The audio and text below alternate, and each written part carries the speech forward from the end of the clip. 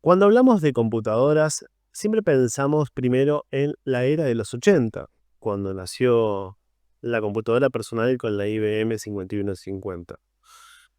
Y es normal pensar que todo comenzó en esa época, pero en realidad la computación empezó muchísimo antes. Lo tenemos que remontar a los años de la década del 10 del siglo XX, cuando habían empezado a surgir las primeras radios a válvulas, las primeras válvulas, como nueva tecnología y como tecnología revolucionaria. En Estados Unidos, 3 personas iniciaron la era de la computación y vamos a explicar por qué. William Eitel, Jack McCulloch y Charles Litton fueron los primeros en incursionar en el mundo de las válvulas. Decidieron fabricar sus propias válvulas con una calidad muchísimo mayor a lo que venía de Europa, y estas se establecieron en la costa este de Estados Unidos. Muchísimos años después se conocería como Silicon Valley, esa zona. Bueno, juntos formaron la empresa AMAC. AMAC fue una empresa que se dedicó a hacer principalmente válvulas para radio. Pero con el tiempo y eventualmente a medida que se fueron dando las circunstancias, el Estado les brindó un contrato militar para fabricaciones militares de equipos de comunicaciones.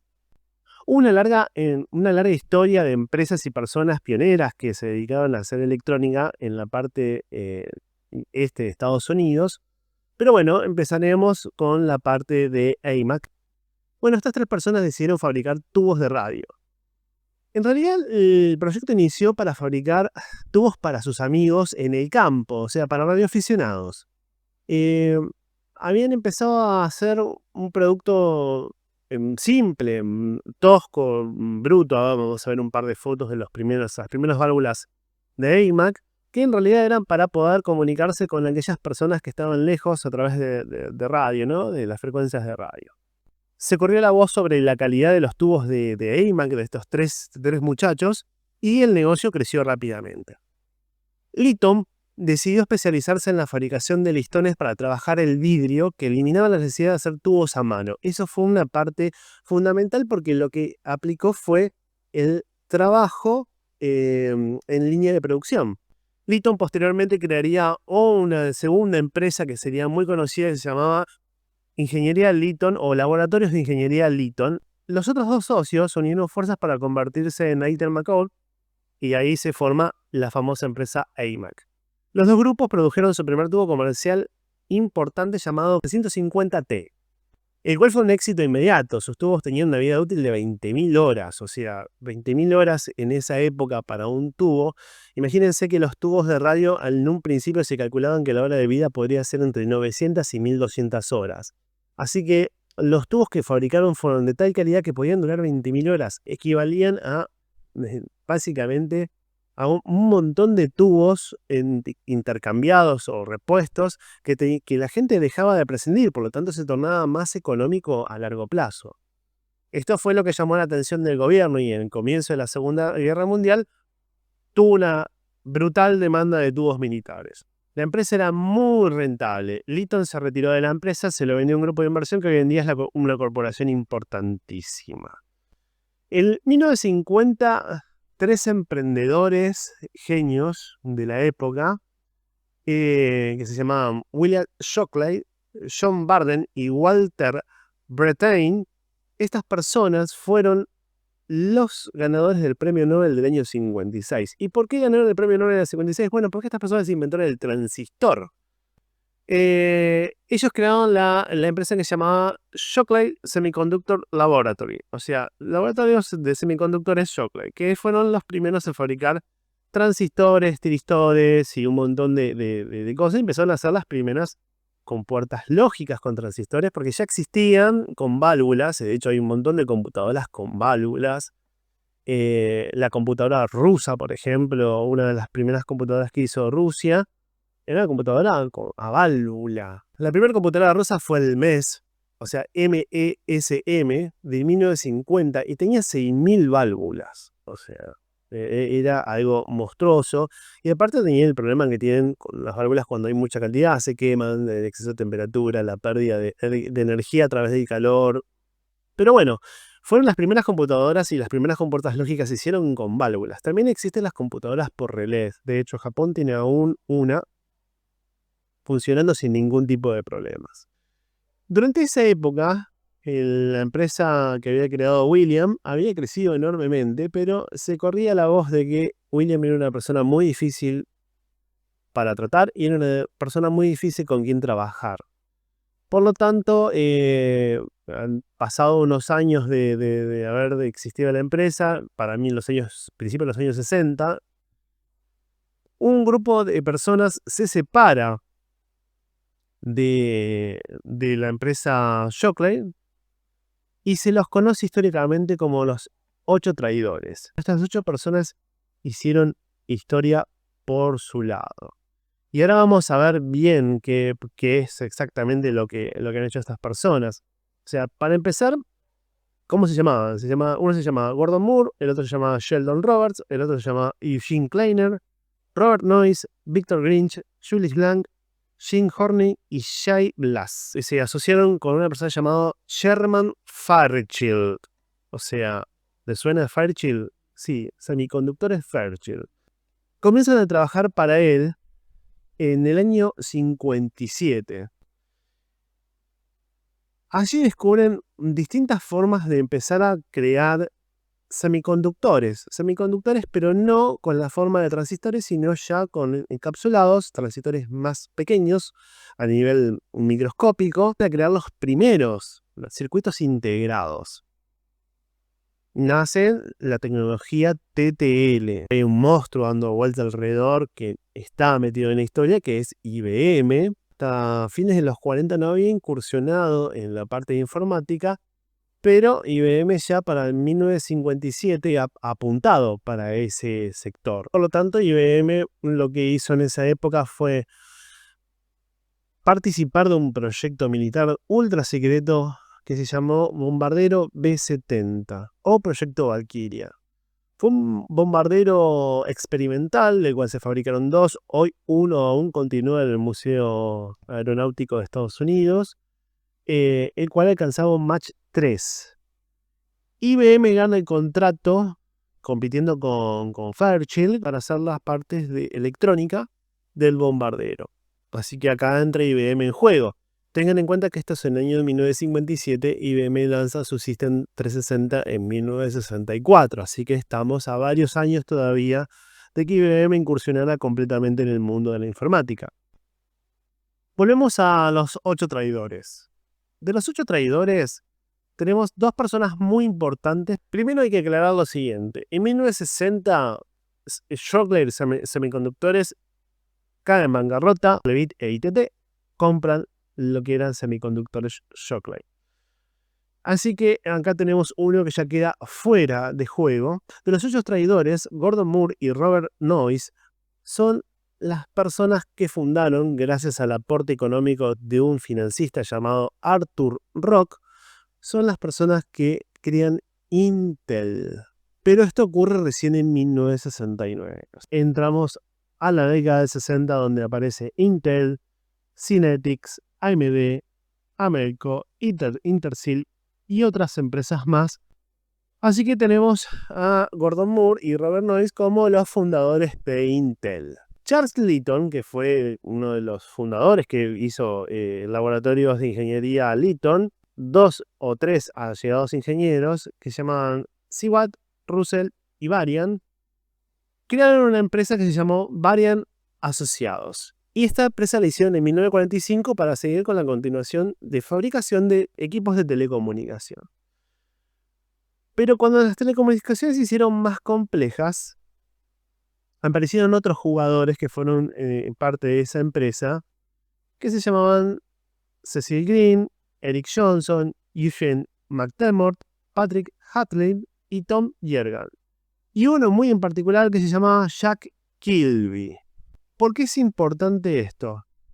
Jack Kilby fue ganador del premio Nobel, pero fue un premio que no se le entregó hasta el año 2000. Jack Kilby funda una empresa muy conocida en 1960 que se llamó Texas Instruments, de semiconductores Fairchild, y ellos mismos, la empresa Fairchild, se considera como los Fairchildren, o sea, los hijos de Fairchild. Fueron fundadores de múltiples empresas. Todos salieron fue un semillero de genios que fundaron muchas empresas que fueron el motor de empuje para la computación moderna. De semiconductores Fairchild sale Jerry Sanders, que es el fundador de AMD.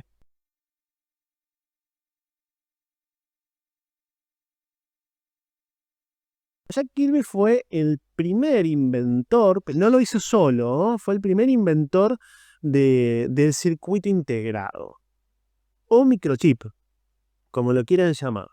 Lo hizo con la finalidad de hacer una calculadora de bolsillo.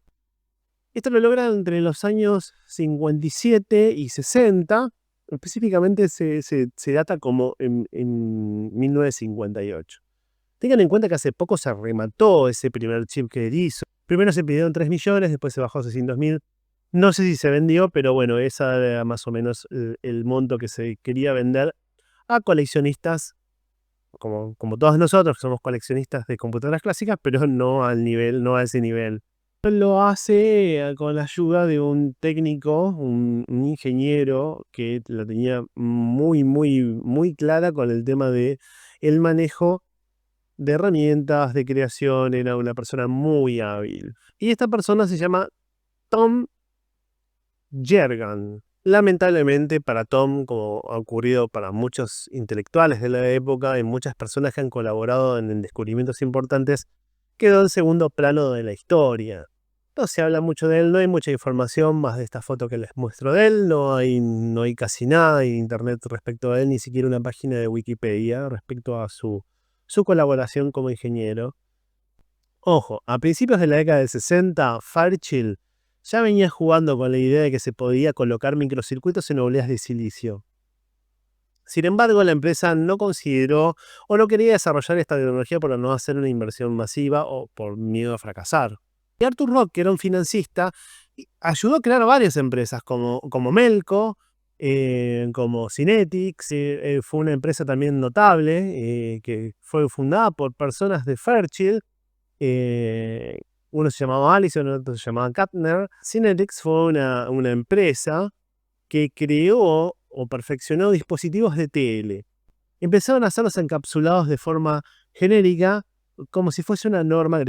Mucho después nacieron las normas de fabricación, pero empezaron a hacer algo muy genérico que era muy fiable y también fácil de cambiar, fácil de manipular, y se empezaron a llamar IC, donde se empieza a estandarizar cómo armar las cosas. Y esto es fundamental porque en los años venideros iba a ser sumamente útil. Bueno, volviendo a Fairchild, se da cuenta luego del exitazo de Texas, se da cuenta que habían perdido el tren.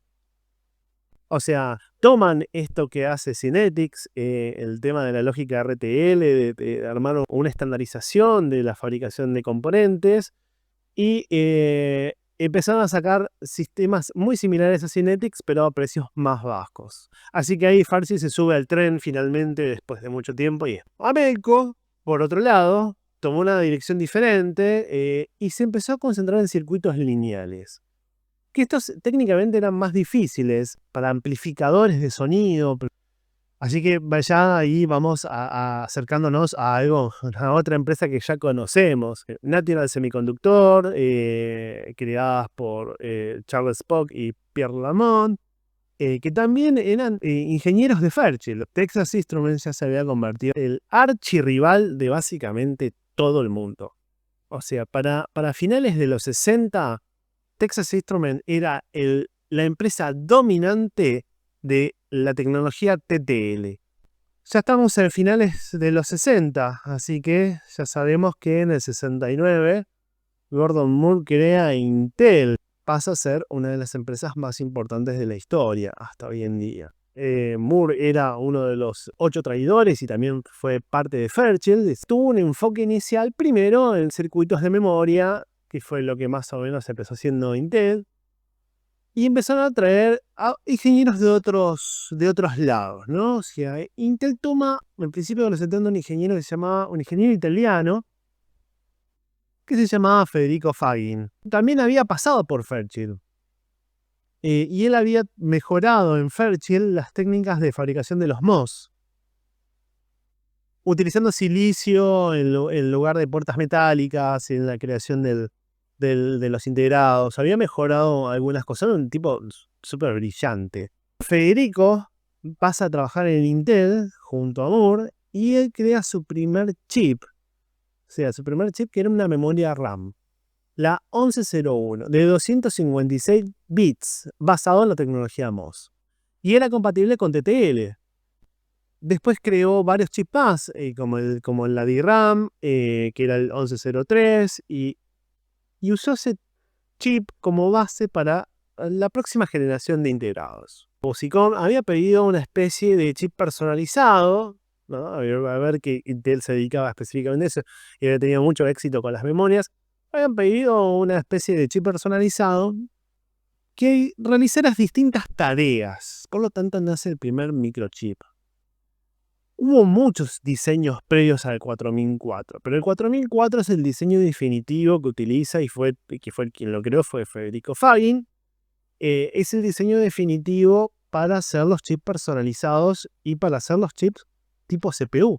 Un Intel 4004 podía llegar a tener hasta 2300 transistores. La calculadora fue un éxito, funcionó, la venta de Intel fue un éxito. Y Intel empezó a prestar atención que esto era lo revolucionario.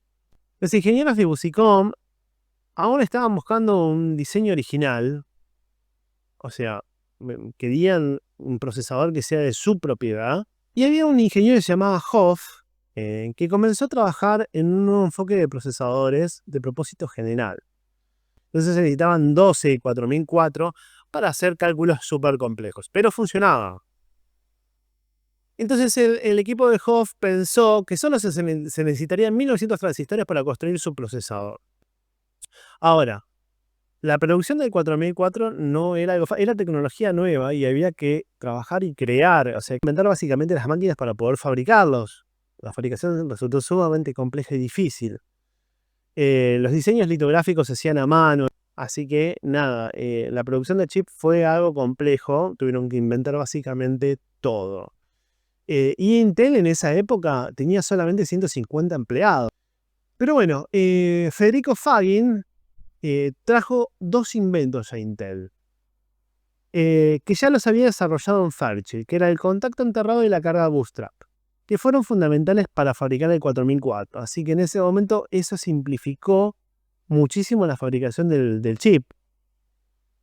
A él tenía mucha experiencia con las lógicas MOS y diseños de circuitos, así que esto es algo que no digamos que se lo robó, simplemente fue su idea que la utilizó en dos empresas. Bueno, al principio Intel vendió el 4004 exclusivamente a Busicom, pero en el verano 71 se dieron cuenta que tenían algo especial, así que negociaron de hecho Busicom a vender el conjunto de chips a otros fabricantes. En noviembre del 71, miren los meses, ¿no? O sea, verano del 71, tengan en cuenta que en Estados Unidos el verano es en junio y julio, ¿tá? Así que 3 meses después, Intel anunció que el 4004 sería un procesador de 4 bits que realizaba 60.000 operaciones por segundo. En febrero del 72, Intel habría vendido al conjunto de chips por el valor de $85.000. $85.000 en esa época era una mega fortuna. Imagínense que Intel se fundó con $900.000. Luego diseñan el 8008. El 8008 fue una mejora del 4004, contenía la misma cantidad de pines y fue diseñado específicamente para el uso de terminales. Aunque, bueno, en principio tuvieron un montón de problemas. El 8008 es el primero en utilizar los caracteres AX2, o sea, fue el primer chip ya que estandarizó esta norma que después se usaría para todo. Igual el procesador era de 8 bits, ya el 8008 ya era de 8 bits. Así que podemos considerar que el C8008 era el primer procesador de 8 bits de la historia. Bueno, en abril del 72 fue el primer procesador de 8 bits del mercado y requería menos chips que el 4004 para el funcionamiento. Solamente le requería 20 chips de soporte, igual es una locura. Pero bueno, requería muchos menos chips TTL para poder hacerlo funcionar. Tenía 45 instrucciones también, y ejecutaba 300.000 instrucciones por segundo. O sea, ya era mucho más rápido. Y dirigía una enorme cantidad de bits, o sea, 16K de RAM. Igual 16K era mucho en esa época. Así que en el 72, el 8008 manejaba 16K. Era muchísimo. Intel en el 74, gracias a la mano de Federico Fain, en abril del 74, anuncia la creación de su nuevo microchip, el 8080. Y acá es donde todo cambia. Y ahora se viene la revolución de la computación. El 8080 era una actualización del 8008. Ya tenía 75 instrucciones en lugar de 41 o 45, y su rendimiento era 10 veces mayor. Y podía manejar 64 KB de memoria, lo cual en esa época era muchísimo. Fagin y Shima se terminan haciendo colegas. Ellos colaboran en la creación del 8080, básicamente son los padres del 8080. Y realmente podemos decir que el 8080 es el primer microprocesador destinado al uso de una computadora como cerebro de una computadora. O sea, es el primer CPU. ¿Podemos decir que el 4004 y el 8008 no son? Sí, hasta cierto punto. Pero el primer CPU es el 8080. El 8080 tuvo algunas reformas, se fueron cambiando, y otras empresas aparecen, obviamente, al ver el éxito del 8080, con sus propias ideas o copias, como los quieran llamar. ¿Quién aparece? Bueno, aparece Motorola. Esta empresa existe desde los años 20. Para ser exacto, es fundada en 1928. Fue fundada por Paul Gavin y su hermano Joseph Gavin. Ellos adquieren un negocio que era algo que se llamaba en la década del 20, fines de los 20, principios de los 30, los eliminadores de batería. El nombre de Motorola no fue adoptado en el 28, recién en el 47 toman este nombre como marca comercial y desarrollan la primera radio para un automóvil. Así que lo que hay que tener en cuenta que Motorola, y ahora les voy a mostrar una que está reparando mi amigo Germán, de un Ford del año 47. Las radios Motorola fueron las primeras radios pequeñas para automóviles y que soportaban movimiento. Motorola fue una empresa que se dedicó específicamente a las telecomunicaciones, o sea, y nunca dejó de hacerlo. Hoy en día sabemos que es una empresa que fabrica celulares. Así que Motorola nunca dejó, si bien se dividió posteriormente en dos empresas, Motorola es una empresa que nunca dejó de estar involucrada en las telecomunicaciones. Pero en los años 70, para ser exactamente en 1973, se involucra en el negocio de las computadoras. Y aparece un actor muy importante que se llama Chuck Peddle, que es el creador básicamente de el MOS 6502, que se vio por primera vez en una Commodore PET, que eso vamos a hablar más adelante. Pero en esta época, en el 73, Motorola ve el éxito del 8080. Así que empiezan a trabajar en un chip equivalente al 8080, que es el 6800. Creo que es uno de los chips más bonitos que hay porque es todo dorado de oro. Motorola hizo y sigue siendo incluso chips muy bonitos. Pero todos utilizan oro y todos utilizan metales preciosos, pero Motorola los explota visualmente. Motorola tuvo la idea que dio otro puntapié. Motorola vendía el 6800, pero también lo vendía con una línea completa de chips periféricos. No tenía que depender de chips de otras marcas, así que ya ellos vendían una solución de hardware integrada. Esto les permitió hacerse un lugar en el mercado, hacerse un nombre en el mercado y hacerse importantes competidores. Motorola te vendía cada chip a $25. Por lo tanto, vos, si te requerías 6 chips para armar una computadora, te gastabas $150, que era un montón de dinero en esa época. Pero estamos hablando de una computadora. Así que, por lo tanto, vos podías empezar a armarte una computadora con esos precios. Y esto, un par de años después, va a dar un puntapié inicial, que ahora vamos a hablar de eso, que es donde todo comienza para el público para los mortales como nosotros. Y Motorola tuvo mucho que ver en eso. Motorola tuvo la idea de estandarizar, como también lo había hecho anteriormente Cinetics. Llegado a 1975 es cuando acá empiezan a haber cambios elementales en la historia. Para empezar, Federico Fagin y Shima se van de Intel para fundar su propia empresa que se llamaría Zilog. Chuck Patton también se va de lo que sería Motorola para fundar su propia empresa que sería MOS Technologies. Chuck decide crear el 6502. ¿No? Es un chip de su propio diseño. De ahí se la conoció como Commodore Semiconductor Group, o sea, grupo de semiconductores Commodore. También les empieza a sonar un poco el nombre. Así que MOS Technology adquiere a Chuck Patton y él trae el diseño del 6502 a su mesa. A principios del 75, cuando dejaron de Motorola y se unieron a MOS era muy pequeña. Entonces, y tenía sede en Pensilvania, tenía una fábrica muy pequeña. Así que primero fue muy complejo configurar las máquinas o crear las máquinas para poder cambiar la producción y crear la producción de un CPU.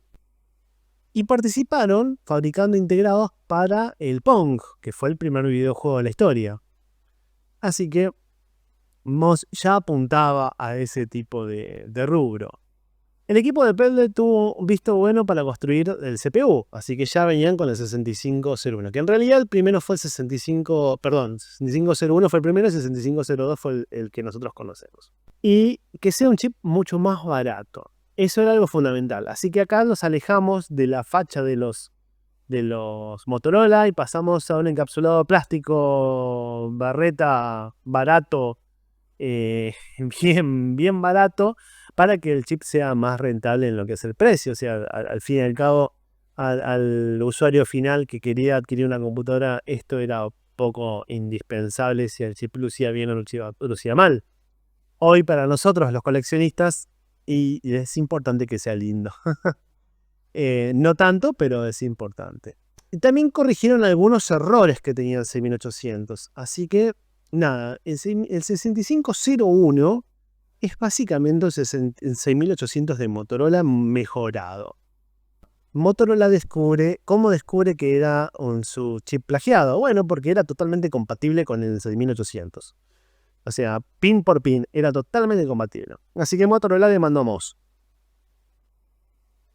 Así nace el 6502. Chuck no le quedó otra que tener que hacer su propia modificación y cambiar muchas cosas del integrado, que también aprovechó y hizo algunas mejoras para poder diferenciarse del chip de Motorola. Por lo tanto, ya el 6502 no era compatible con el 6800 de Motorola. Pasa a ser un chip totalmente diferente e incluso tenía hasta diferentes tipos de instrucciones. Así que de esa forma, MOS Technologies zafa de la demanda de Motorola. El Motorola valía $170 el grupo de chips para poder hacer funcionar una máquina completa, ¿no? O sea, eso era más o menos el valor. Vendía $25 cada chip. Por lo tanto, era un número importante. Lo que hizo MOS Technologies fue hacer algo muchísimo más barato, a un precio muchísimo más accesible, mucho menos de la mitad de lo que valía un Motorola. Y esto llamó la atención de muchos fabricantes, ¿no? O sea, como por ejemplo, alguien que andaba dando vueltas por ahí en la década del 70, que andaba mirando cómo hacer su propia empresa mientras trabajaba para otra empresa muy grande, que se llamaba Steve Wozniak. Así que él andaba ya con una idea de cómo hacer su propia computadora, y digamos que el 6502 fue su cerebro elegido para crear la primera Apple. Bueno, ahora, Texas Instruments no se queda quieto. Y Texas hace un cambio en su diseño y crea el primer chip de 16 bits, el TMS 9900, que fue un chip de la puta madre, hay que decirlo así, y aparte toda la facha, como tenía que hacer Motorola con toda la facha. Miren que yo no soy fanático de Motorola, pero tengo que reconocer que tenían toda la facha. Así que ellos hacen el primer microprocesador de propósito general de 16 bits. Era un chip súper recontra adelantado de esos tiempos. Imagínense que todavía no existían las computadoras en sí, se estaban usando y estos tipos te sacan un chip de 16 bits ahí para decir, tomá, todo bañado en oro, rompete la cabeza.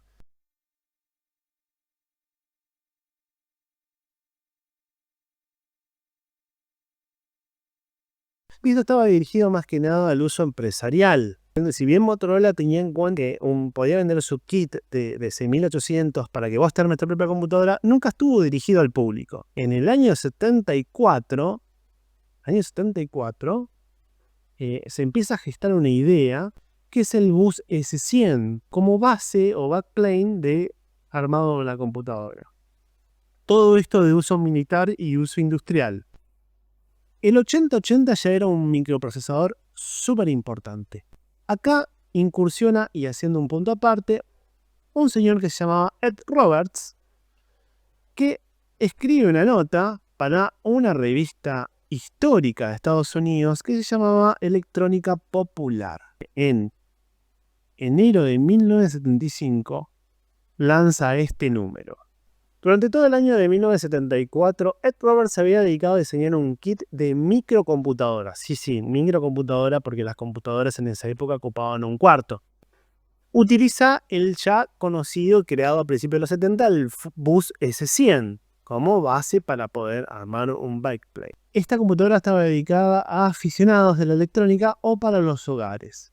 Así que lo que hace Ed Roberts es crear el Altair 8800 y utilizaba el CPU 8080 Intel.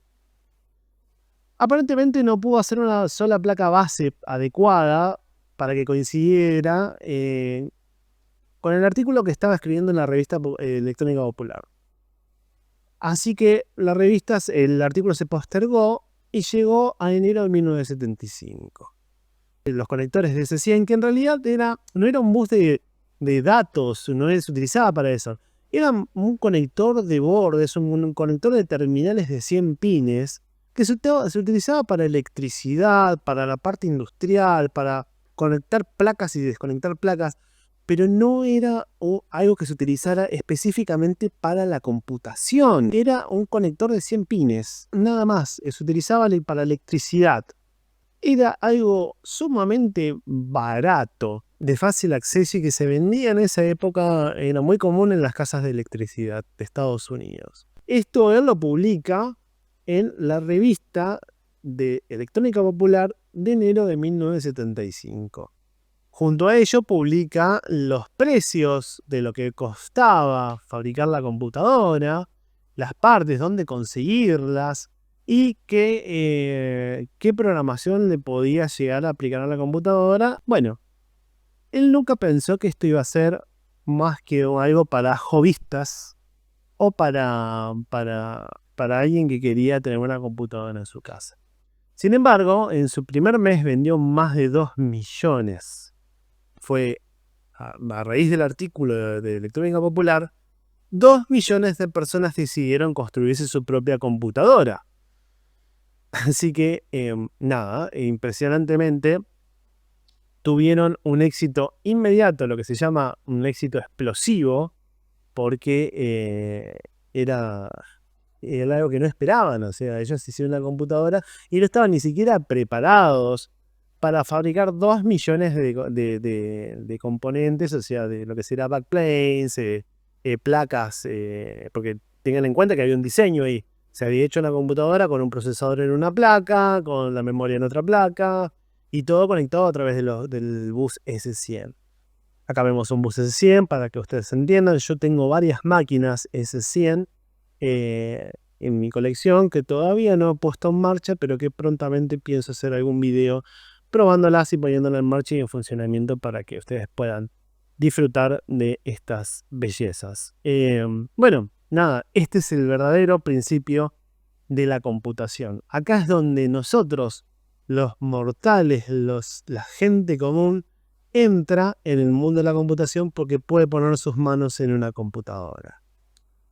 Acá es donde el público, el trabajador, el oficinista, la persona que se dedica a cualquier sea el oficio que tenga, podía ponerse a armar una computadora, y también teniendo en cuenta que venían con una cantidad hermosa de manuales y explicaciones, como les gusta a los norteamericanos armar sus super manuales, que también colecciono, porque la verdad que son súper detallados.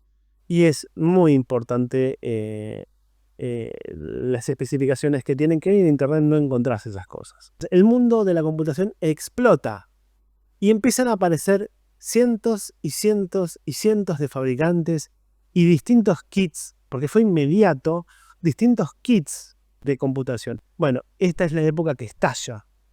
Bueno, la memoria RAM podía variar desde 1 KB a 64 KB, y esto era lo que se daba. Volvamos a alguien que estábamos hablando anteriormente. Volvamos a Federico Fagin. Federico Fagin forma Kojima, se van a hacer Zilog, y ellos diseñan su propio 8080. O sea, en realidad se lleva el diseño del 8080, pero lo mejora. Un 8080 tenía 5000 transistores.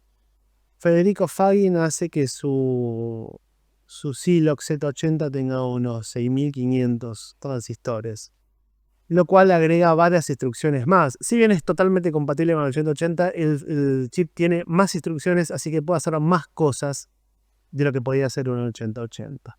Inmediatamente se toma como base, porque era un chip que lo vendían barato, y empieza a ser utilizado por todas las máquinas tipo Bus S100. Tengan en cuenta que el 8080 se deja de fabricar para el 75, porque después es reemplazado por el 8085, que fue un chip que pasó sin pena ni gloria, pero que tuvo un montón de mejoras. Intel ya apuntaba a otra cosa.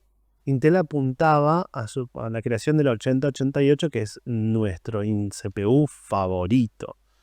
Pero antes de esa creación, antes de que existiera el 8088, el lugar lo tuvo y lo dominó Federico Fagin con su Zilog Z80. Incluso cuando ellos hacen el diseño, ellos ponen en el diseño del chip, cuando vos lo mirás bajo el microscopio, tiene determinadas terminaciones y compuertas que son falsas. ¿Por qué hicieron esto? Para retrasar que los demás lo copiaran. Los primeros en lograr copiar el Z80 fueron los japoneses, y tardaron 2 años en tratar de copiarlo. Por lo tanto, eso le dio 2 años de ventaja a Federico Fagin para vender su chip a todo el mundo. O sea, fue un chip que se vendió masivamente a todo el mundo, e incluso se sigue fabricando hoy en día. O sea, es un chip que se sigue fabricando porque está en sistemas embebidos. Súper multifuncional. Es un invento fabuloso. Quizás es el invento coronado de Federico Fagin, que después tuvo un final distinto a él en su empresa, pero eso lo hablaremos más adelante. Estamos en el año 75, donde Federico Fagin estallaba de popularidad y se estaba haciendo muy, muy, muy rico con esta creación. Y bueno, y después inventó más cosas, ¿no? Microcontroladores y un montón de cosas más. Tenemos a Zilog. En el 76 ya aparece el 6502, que lo hablamos anteriormente. ¿Está? Y del 75, ese mismo año, el doctor Robert Suding y el señor Dick Bemis crean The Digital Group. Y esa fue una empresa que operó solamente 4 años, del 75 al 79, pero fue una empresa fundamental para la creación de computadoras. Hasta tenían una portátil Z80. Bueno, para que comprendamos cómo funcionaban los grupos de esa época, ¿no? Porque estamos todos pre-80. Había otra empresa más que se crea por estas personas que se llaman Ken Olsen y Hallam Anderson, que son oriundos de Europa, que crean corporación de equipos digitales. Es una empresa creada en el 57 que tuvo otra finalidad, pero que operó hasta el año 98 metido en la informática. Y en el 76 se unen Steve Wozniak y Steve Jobs para crear Apple. Entonces, tenemos acá a dos mentes que a la vez salen de Atari. Y Atari ya era una empresa súper famosa que había empezado con el punk y había empezado a hacer videojuegos y era parte de la industria de la informática. Bueno, esto es para que más o menos nos vayamos ubicando en cómo fue el año 75 al 76. Históricamente fueron los años más importantes. Bien, vamos a cortar acá y próximamente voy a hablar del 80-88. Por favor, suscríbanse, déjenme su like si les gusta y si tenés algún comentario déjamelo que yo seguramente lo voy a leer y te lo voy a responder.